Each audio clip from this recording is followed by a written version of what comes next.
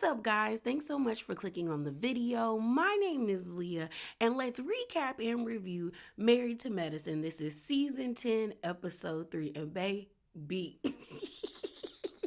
shenanigans. That's all this was shenanigans. But let's get into it.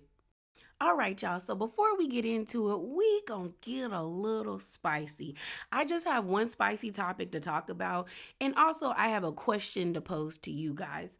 So Quad had made a tweet. This is coming from OMFG Reality TV. They took a screenshot of Quad's tweet where she made a statement and then she posted a screenshot of her camera reel.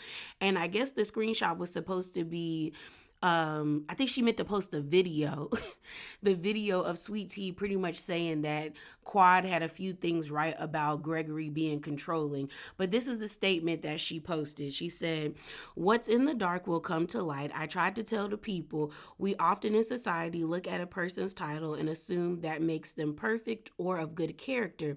Truth is, people are people and titles don't make them perfect. Vindication is mine. Hashtag married to medicine." And then she has @sass by Quad. I don't know where that goes, but that's what she posted. So I'm kind of confused. And the reason why I say I'm confused is I don't know. Maybe people were telling Quad that she was wrong for leaving Dr. G, or telling her that she was the issue in the relationship. To me, from the outside looking in, they both look like they were the issue, in my opinion. They both got into a relationship wanting things from each other that neither one of them wanted to give to one another. But maybe Quad just feels like everybody, or the fans that had negative things to say about her when it came to her divorcing Dr. G, she feels vindication now that there's a new woman in his life and she's saying the same things. So the question I have for you guys is, do you think Sweet Tea is getting cyberbullied? Do you think she's getting bullied on the show, as well as do you think she's getting cyberbullied online? Because a lot of people have been very vocal about feeling like the ladies have been cyberbullying her with these different lives that they're doing. Recently, there was a live with B. Scott, or Love B. Scott, Dr. Heavenly, and Quad. And Quad did an impression of Sweet Tea, the same impression that Dr. Heavenly did, like, this look good, I get access to the money, comment, impression. And it rubs some people the wrong way. And if you ask me, I don't think the lady's getting bullied. Like, these women have been going on their lives and talking about the shows and throwing digs at each other since the beginning of this series. Heck, Mariah used to go on Facebook Live every episode and do her reviews. We seen Heavenly do it on her channel. Quad's done it. Toya's done it. Simone has done it. I think the only person I haven't really seen on live is Jackie. But we saw her on live recently with Heavenly, Quad, and Phaedra. So it's like, this just comes with the show. They've been doing this for the past 10 seasons. I feel as though Sweet Tea knew what she was signing up for. You introduced yourself by letting us know that you slid into that man's DMs with a baby emoji saying, "I can give you what you need." Letting us know that you're a fan like the rest of us. And you knew that the main, or one of the main issues between Gregory and Quad was that she didn't want to have a family with him. So it's like, ma'am, in what way? In what way? As well as it's like, I think what people don't like is that we can tell that Sweet Tea is not well versed in the combat or the art style of verbal confrontation. Like, she doesn't seem like the girl that can really, give reads and quick like jabs and stuff like that. And you're on a show where that's what these ladies do. They showcase their lives, they showcase their careers, but they also have different types of spats. And I feel like she's not equipped for it, and that's why people feel like she getting bullied. But I feel like you chose to be a part of this, and she's thrown her digs as well. So it's just kind of like, she just can't come back at them. As well as, you chose to be a part of a show where these ladies have cultivated a 8 to 10 plus year friendship. It may be dysfunctional as hell, but they cultivated it. Like, I think last week I saw a video of Heavenly and the ladies at like a spa day, and it was her birthday. I think it was Jackie, Heavenly, Quad, Simone, and Toya, and they were singing happy birthday to her. and Heavenly was talking about how grateful she was for their friendship and how this is a sisterhood. It's like that is what Sweet Tea is up against. You are up against a already formed group, but you chose to sign up for it. No one held a gun to your head and say you have to be a part of this show. And even if Dr. G was like, well, if you don't sign on to this show, I'm not marrying you, you could have told that man bye. But you wanted to be a part of it because you wanted the access to being a part of this show. You wanted people to know who you were, and this just comes with it. And that's just how I feel about it. Now, if you feel differently, that's cool. Just let me know in the comments, but be respectful. But let's get into this review. All right, y'all. So the episode opens up and we see Toya on the phone with Sweet Tea, aka Letitia, pretty much telling her, like, girl, the boys are throwing Dr. G a bachelor party. I want to throw you a pamper party. Just come looking real sexy, ready to have a fun time. So Sweet Tea is excited. We then get this scene of Simone and Jackie meeting up to have lunch. And I was actually excited to see this scene, like happy, because it's been a minute since we've seen Simone and Jackie just have one-on-one time, and it feel like the vibes are still like the same. I know they're not the same, but it seems like they're ushering back in their friendship. Because God, don't let your friendship go to waste because of Heavenly. Just don't do it. But they're sitting down. Simone brings Smoothie King, which where I'm living, Smoothie King is way better than Tropical Smoothie. But I still got beef with Smoothie King for getting rid of my Island Impact. Okay. Was it Island Impact or Passion Passport? Either way, they got rid of one of the smoothie that I always would get, and now I had to find something new. Okay, I'm a creature of habit when it comes to certain foods. So they're sitting down eating, and they start talking. Jackie brings up how she has a client that has a constant yeast infection, and the lady's like, I've tried Monistat, I've tried all these things, but it's not going away. So then Simone is like, ooh, that's a STI. That's a STI. And Jackie was like, yeah, oftentimes being a OBGYN is a lot of awkward conversations. And then Jackie says, and I'm not a prison doctor. Or a jail doctor. And Simone said, what you mean? She was like, I told her, now don't go to jail because I'm not going to come see you. So it turns out that the lady, unfortunately, it seems like her husband is cheating on her. And Simone and her were giggling about it. So then Simone brings up Sweet Tea, and they start talking about how it seems like she's really having a difficult time with and feeling overwhelmed. And then Simone was like, Sweet Tea says she need like a personal assistant, and Jackie was like, for what? And Simone said, well, Sweet Tea says Gregory expects his food to be prepared for him when he get home, and she says she just needs someone to go buy her the groceries, and then they get dropped off at her house and she can cook it.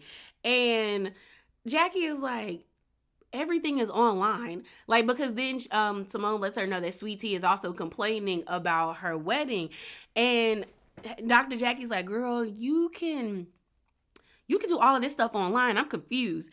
And Simone says, this new generation, it just like my boys, they just seem like they're just entitled to everything. And then Jackie was like, I never thought I'd be like my mama, where I would be like, this new generation, they a little different. And then Simone talks about when I was Sweet Tea's age, I had a baby, I was going to work, like, it ain't that hard. What she going through ain't that hard. And they laugh about it. And Jackie tells Simone, maybe you can gift her a personal assistant for as a wedding gift. Honestly, I actually agree with Simone and Jackie in this conversation. And it's funny because I think Sweet Tea is in the same generation as I am. She's a millennial. And although we're not the same age, I kind of get what the older generation talks about when they're like, what y'all really got to be stressed out for when everything's online? And that's only a few of them. I don't agree with all of y'all, just a few of y'all. But what I will say is everything is like she can access so much stuff on the internet. Like, and what I mean by that, when Simone made the comment about her saying that she wants someone to go pick up her groceries so she can bring them to the house and cook, it's like you can do that now. You got like Grubhub, DoorDash, and I think Uber Eats now delivers groceries. And then you also have most grocery stores doing the same thing. I don't think they deliver, but you can order online and pick up the stuff. I feel as though, like, if it's really just about cooking, you can make a menu. I know a lot of families that do that. Even I started doing that when I would be stressed out. I'd be like, I don't know what to eat. But having a menu helps me, like, okay, this is what I'm eating for this week. Also helps with weight loss. But I just feel like you stress, but it sounds like you stress because you about to marry an oaf of a man.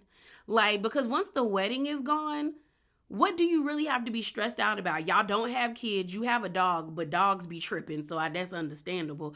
But if you're still stressed out after this wedding, because I know wedding planning can be stressful. I've told y'all before, two of my friends are currently getting married, and the things that that they are going through while we're in school right now, I'd be like, I couldn't do it. I couldn't do it. So I understand, but it just kind of feels like you're going through this because, like, maybe it's just the pressure of, you know, what you about to experience marrying that man. Okay. So we see this odd pairing of Sweet Tea and Heavenly going out for drinks. Mind you, I don't know why Sweet Tea is hanging out with Heavenly, because that lady was playing in your face last episode. So there ain't no way we would be sitting down with drinks, okay? No way. So they sit down and pretty much Heavenly's asking her, like, girl, how are you doing? I don't know why Sweet Tea got on this cowboy hat, but I'm gonna let this lady live. She's like, how you doing? Sweet Tea is talking about how, you know, it's just been difficult. She was like, she's overwhelmed with planning the wedding. She also feels like Gregory isn't being as helpful as she expected him to be, and she really wants his help planning the wedding. Heavenly was like, well, is he paying for everything? And she was like, yeah. And Heavenly kind of looked at her like, well, what else do you expect from him? Then she brings up how, you know, she needs to invest her money. She was like, she makes her own money, but, like, you know, she needs to do more with, like, I think she said, like, life insurance, like really set herself up for the long run in the event that, like, you know, something happens between her and Gregory. She just wants to have her own. And I think she said, you know, Gregory really doesn't care about any of that stuff. And Heavenly was like, that's because she think he gonna die before you. I said, Heavenly, shut up. I said, if that lady don't do nothing else, just shut up, Heavenly. Shut up. So then Heavenly is just kind of like talking to her. She also says, like, you know, this is when Sweet Tea says, like, Quad was right about a few things about Gregory, that he is controlling. She then brings up a situation where, like, Sweet Tea doesn't turn on the alarm, and he gets mad about it because he's like, girl, turn the alarm on. So I guess one day he called her and told her that their house got robbed and that there was people in there with guns, and she was like freaking out, and then he was like, I like kind of like, aha, that's what you get, like a lesson. And she said, I cussed him out because you don't teach me no lesson. I'm not your child, I'm your wife. I said, girl, that should have been sign number one. Leave, cause don't play with me like that.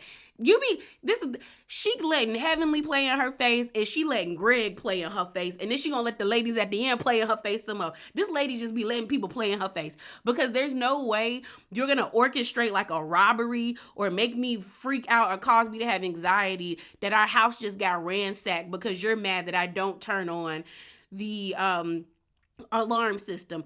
Granted, that is annoying. If that's something that you want to happen because this is your home, you're paying for it, turn on the alarm. Maybe you should just tell Sweet Tea, girl, put, like, you know, put a, what do they call them? Put a notification on your phone like, hey, you're leaving the house, turn on the alarm. But to do all of that is annoying, and it's crazy. It is crazy. So they then start showing flashbacks, and Heavenly's like, I think Heavenly in her confessional basically says Sweet Tea is getting the same grid that Quad got. And she was like, if I was Quad, I would have divorced Gregory as well. And then they show like 5 years later when Quad and Gregory were arguing back and forth, where Quad was like, love is not money. Love is companionship. Love is getting to know each other.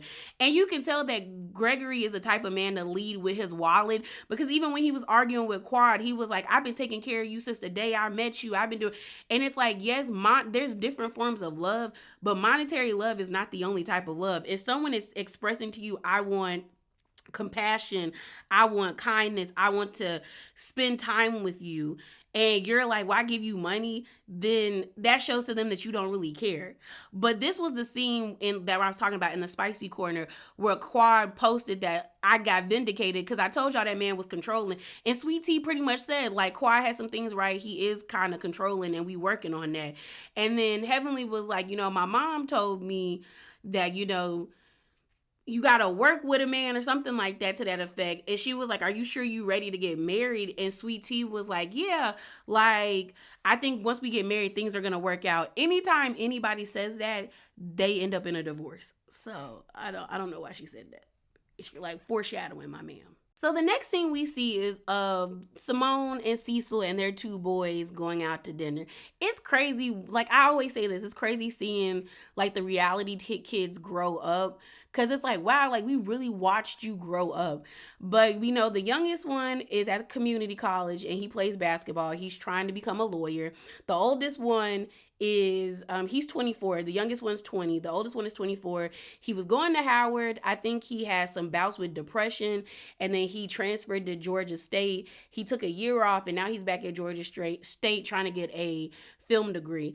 But they're a beautiful family. Simone been looking good, real good lately. Not saying she hasn't looked good before, but a lot of the candid shots of her, she just looks really pretty. So they're sitting at the table. They're talking about spring break. The youngest one with the Cabo, he was trying to act like he was afraid of the cartel, but they was like, girl, we was tracking you. You was having the girls come in and off the resort to come hang out with you. He was like, yeah, we was flying people in, driving people into the resort and busting them out. And then the oldest one, I guess he went to Tennessee to hang out with Simone's sister or Simone's sister and cousin or brother-in-law and stuff like that. And they were just talking about how they're doing. Honestly, I think this is an interesting conversation because we always talk about how parents want to give their kids more than what they have. But I also think the parents that grew up with not so much have a hard time seeing their kids enjoy the fruits of their parents' labor. And that's not to say that they don't want to give those things to them, because clearly they do, because they have made them entitled. But I think it's like the parents struggle with wanting their kids to have the same drive and worth ethic that they had when they started with nothing. But you have kids that have things that they're kind of like, my mom and dad have made a way for us to like kind of be lax with going through life. And you can tell that Simone is like, no, I need y'all to hit the ground running. And Cecil kind of is like, well, we have all of this stuff to give to them. They don't have to work as hard. So it's just like, and like Simone said, me and your dad ain't never on the same page when it comes to things. And I think that's what it is. I think Cecil is like, well, we worked this hard for them to enjoy it. And Simone is like, yeah, they need to enjoy it, but still, still have the drive and worth ethic we had. So I just think it's just different, seeing people do different things. Now, I'm of the mindset that, like, if your kids go to school, you should pay for things. Like, you should pay for an apartment. You should, because it's like, that's their job. Like my parents have always told me, that is your job. Your job is to go to school, get good grades, and then once you leave school, you join the workforce, then you're on your own. And I think that's the best way to go, versus like you see a lot of kids taking out loans, credit cards, and putting themselves into debt.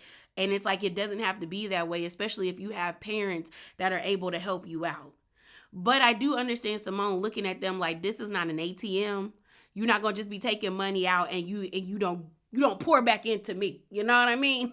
And also, it's not a good look for Cecil to be co-signing this, because the people already think Cecil is lazy and ain't got no job. But we know Cecil is a realtor. They just be, the optics ain't the best. The optics is not the best. We then get this really like cute and wholesome scene of Alora, Heavenly, and Dr. Daddy. Where Heavenly is like cooking spaghetti. She trying to act like she making it from scratch, but they zoomed in on the Prego bottle or the Prego bottle. And Dr. Heavenly's like, come on, Laura, let me teach you how to keep your man. And Laura's looking at her like, Okay. And so they're making spaghetti. She then starts talking to her about school and about, like, being safe at school. Then you see Dr. Damon come and he gives Alora the biggest hug. He loved his baby. He loved his baby girl. And so basically they don't want Alora to go to FAMU, but we know she's in FAMU. They just don't want her to go away. Damon even says, this might sound sexist, I would be okay if my sons leave because I feel like physically they can take care of themselves. But I want to be able to get to you in a moment's time. And they also keep bringing up, like, well, you could go to Spelman. And she's kind of like, well, you guys left and went to school. Why can't I leave and go to school? I know when I was in undergrad, my college was 4 hours away from where I stayed, which I thought was pretty decent. I think 4 hours isn't too bad.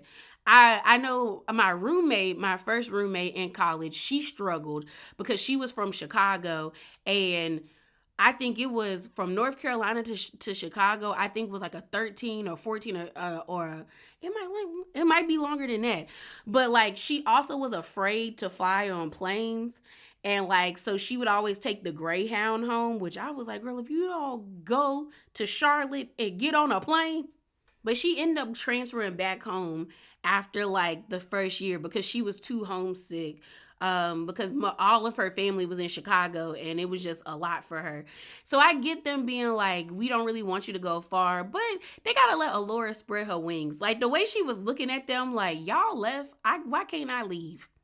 Why can't I leave? And then they tried to tell her that, the weather patterns in Florida are a mess, which they are. And Alora was looking at them like, what does the weather have to do with this? But I'm happy she went where she wanted to go. If she truly wanted to go to FAMU, I am happy that Alora got into FAMU and that's where she at. Like, let her experience life. I think parents have to stop. It's not coddling, but it's like you did the work. The work is training your child or teaching your child how to protect themselves, how to carry themselves. You have to allow them to experience life. You have to allow them to enjoy themselves. And it's like, you did your job. Then Dr. Heavenly let it be known that Damon was about to break down in tears in the confessional. She like, you crying, daddy? And you could tell that he was trying to hold it in. And then he was like, stop, leave me.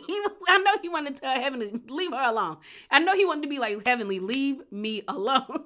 Because then she started dabbing his like his face.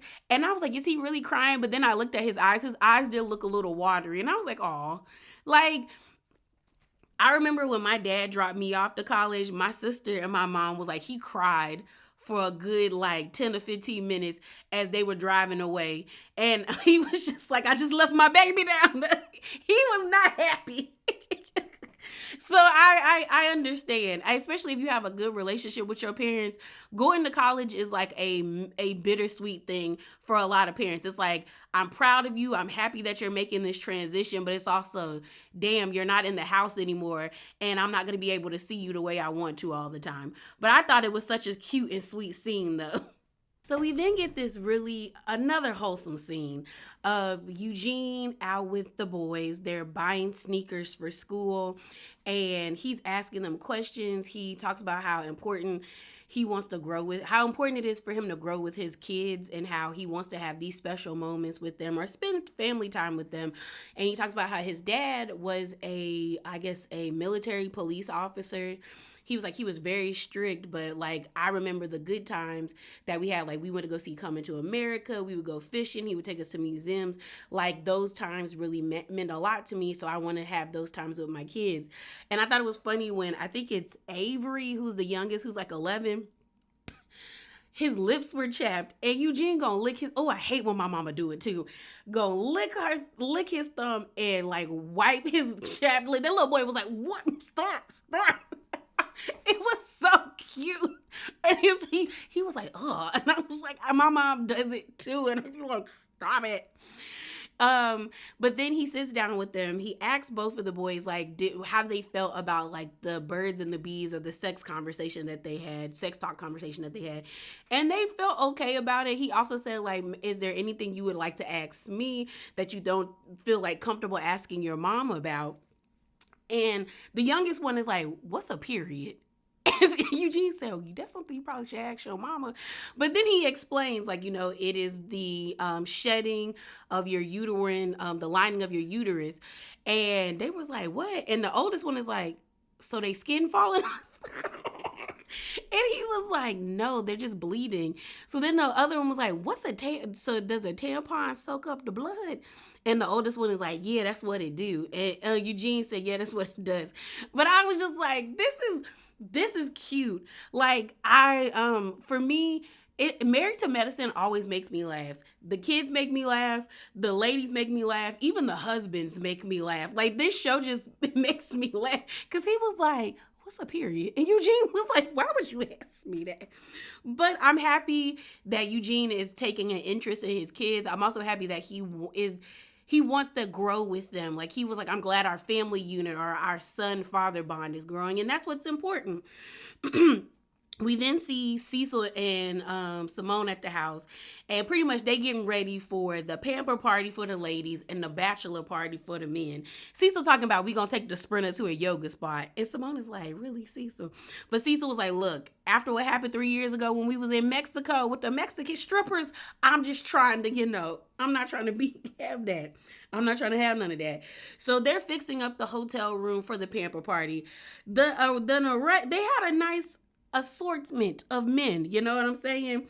The one that they call Little Damon was actually cute. And he kind of do look like he could be Damon in Heavenly Son, but he was cute. We see Phaedra's with Toya helping like set up. They're putting rose petals, getting the drinks together, and then all the ladies come in and they all look good. Heavenly looked good in her little pink lingerie. Phaedra looked alright. Simone looked good. Even Jackie. I said, come on, Jackie. Jackie looked pretty as well. So they all having a good time. They pouring whipped cream on the girls. They getting massaged. Heavenly telling the men, don't get too close to me. You might be the age of my son. And then Toya's like, they're 35, Heavenly. And she's like, oh. And then one of the guys like licked Simone's leg. And so Heavenly's like, Simone, that could be your son. When I tell you, the whole situation had me tickled. It had me tickled. Then we see the guys. Everyone's pulling up to Cecil and Simone's house. And, they're in the basement getting the drinks together. They all taking shots. They're excited. They get on the Sprinter. It's two big booty girl. Booties. I can't show y'all because YouTube would take down the video. But when I tell you, both of them girls had, Shawty had her ass on her. I said, good God, girl. They get on the Sprinter. Them girls is shaking it. And I said, girl, that's why the Lord didn't give me no butt. Because the way I'd have been on that, I'd have been twerking too. They was having a good time, taking shots. We finally get to see, big Molly Curtis. I said, of course, Curtis, you pop up when it's strippers involved. Okay, Curtis? So they getting on the Sprinter. The girls is dancing. You got Curtis using the other stripper's hand to smack the other stripper's butt. He said, look, I ain't smacked the butt, but I used somebody's hand to smack the butt. You see Cecil and Simone in their confessional talking about his bachelor party. He was like, we went, you had to BYOB your own drinks. And then you see Eugene talking about his. Eugene is like, ours was nice. It was clean. Toya like, clean. Eugene, she was like, what's the name of the place? And then Eugene was like, oh, it changed names. And Toya's like, how you know it changed names? I just thought it was funny. Because everybody was having a good time. We then see Sweet Tea, her sister Kanisha, and the maid of honor pull up to the party. The men is hoisting her up, putting her on the piano or on the counter. The girls is having a good time. Simone go ask as the man picks her up to take Sweet Tea on the couch, gonna be like, so can Gregory do this? And she's like, we practice. And then I think someone said, what do you think the guys are doing? And then Toya said, having fun just like us. And then Sweet Tea gonna be like, Gregory's conservative. I said, girl, I guess a lie don't care who tell it. Because the next scene they show is this man dropping ones while the girl shaking her titties in his face. And him saying, if my pants drop, don't pull them up. I said, oh, he gone. Like Eugene said, oh, he is done. He is done. I don't think bachelorette or bachelor parties are bad. I don't. Like, we adults, we know everybody about to get strippers. We about to have a good time. As long as you ain't sleeping with none of them and you don't do nothing like egregiously inappropriate, have a good time. Cause I'd have been on that. If I was on the Sprinter, I'd have been giggling and throwing ones at the ladies. If I was at the pamper party, I'd have been telling them to pick me up and twirl me around. Okay, I'm gonna enjoy myself. We still at the pamper party, and we see Kanisha, who's a Sweet Tea sister, and Jasmine, who is the maid of honor, talking to the ladies, and they're asking her like, so is Sweet Tea a bridezilla? They're like, no, but there's been times where she's been justified if she was a bridezilla. So they was like, okay. Then Sweet Tea gets a phone call from her wedding planner, Johnny, and Johnny is like, okay, girl, since we moved wedding venues, it's now costing between $13,000 or $14,000 extra for us to have, like, I guess the same aesthetic or the same vibe that we were going for. She upset. She like, what? Everybody else is like looking at her like, first of all, I don't know. I would have told them I'm not having this conversation on speakerphone, but they had it on speakerphone because of production. And so you got Toya in her confessional being like, they ain't got that much money. Simone was like, oh, I would have canceled my wedding. It won't gonna be no wedding. And then Heavenly like, girl, this is a sign that they don't need to have a wedding. This is a complete sign that they don't need to have a wedding. So then Sweet Tea's sister, Kanisha, is trying to calm her down. Phaedra's also trying to help her out and be like, girl, take a deep breath. It's gonna be okay. She then gets mad at her sister because her sister's trying to take the phone out of her hand to like help her situate herself. She jerks back from her sister. Her sister's like, girl, don't play with me like that. We do not play like that. So they both start arguing. You got Toya being like, y'all calm down. Y'all are sisters. Then Jackie gets up and sits down beside Kanisha, trying to calm her down. Phaedra helps Sweet Tea get up because Sweet Tea is now like, she was having a conniption fit. Like, she was wilding out. I was like, are you gonna fight your sister? Like, the cameras is here. Do not fight your sister on camera. So she was like, you always messing with me, like going off on her sister. And her sister was like, don't play with me like that. Basically letting her know, like, I will dog walk you in here. Like, girl, we don't even play like that. Don't switch up like that. And everyone's like trying to calm Sweet Tea down. I think even production came. She's screaming like, I'm tired of this. And everyone's like, yo. And so they have her in the bathroom. Phaedra and one of the PAs is in the bathroom with her. You then have like all the other ladies talking, like, I guess that was meant to happen. It was like, she been real stressed out. I guess she just needed to get it out. And then Heavenly ends up saying they should not be getting married.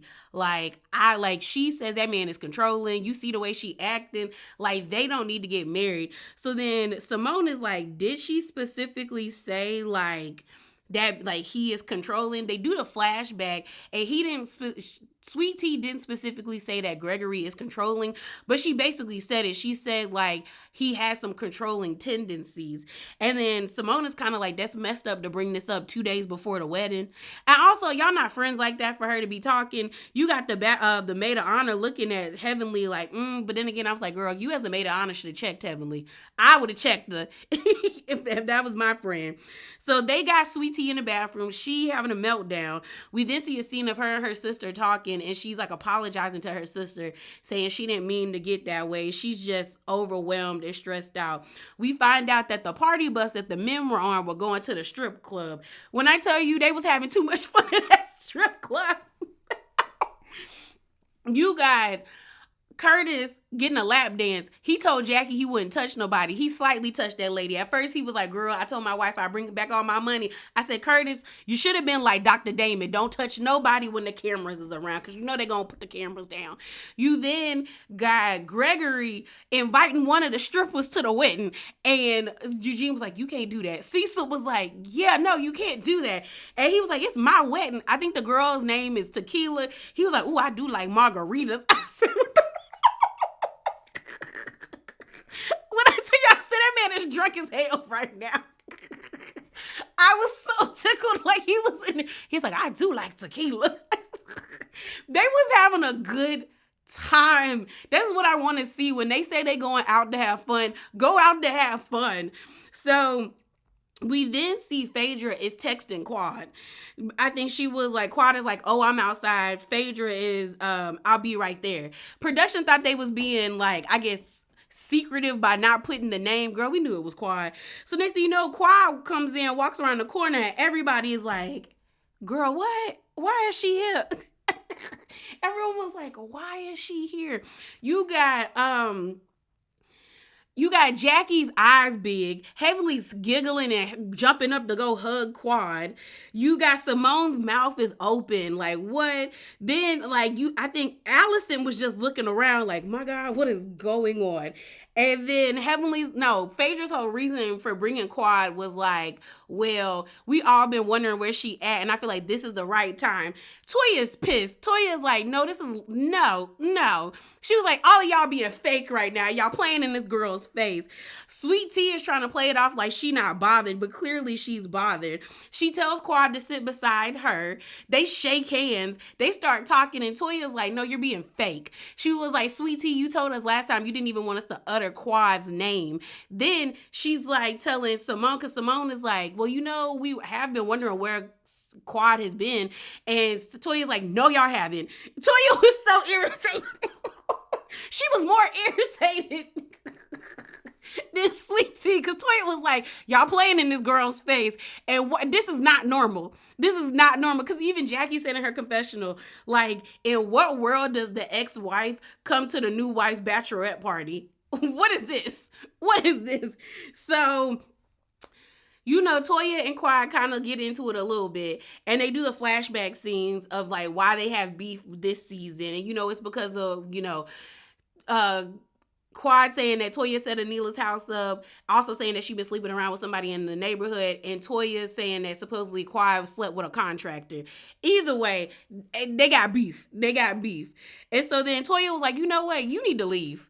And then Sweet Tea was like, well, it's my party. Toya's like, no, it's my party, and I invited you. That's my party, and I'm throwing it for you. She need to leave. So then Quad gets up and asks Sweet Tea, now, do you want me to leave? And Sweet Tea was like, I think it would be good for you to leave. So then Toya was just like, Toya tells Phaedra, you's a messy one. You are messy AF. She was just like, don't you bring Quad to the wedding. Don't you bring Quad to the wedding. She was like, I can't. She was like, I can't. So Toya was like, I'm done. I'm going. I'm leaving.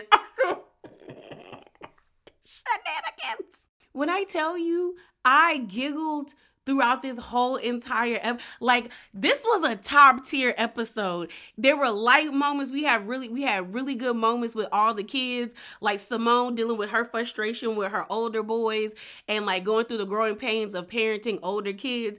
You have Eugene spending time with his kids. You have Alora about to go to college. You got the men going to the strip club and having a good time. The women having fun at the pamper party. We got sibling beef. Then you got Quad walking in because Phaedra's messy. This was a superb episode. And when I tell you I screamed and giggled the whole entire episode, Married to Medicine is that girl.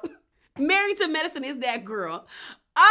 Give my girls their own day. I hate that they come on right after Potomac because they deserve to be a standalone show because Potomac ain't making me laugh like this. Okay? I am not as nearly entertained by Potomac that I am by Married to Medicine.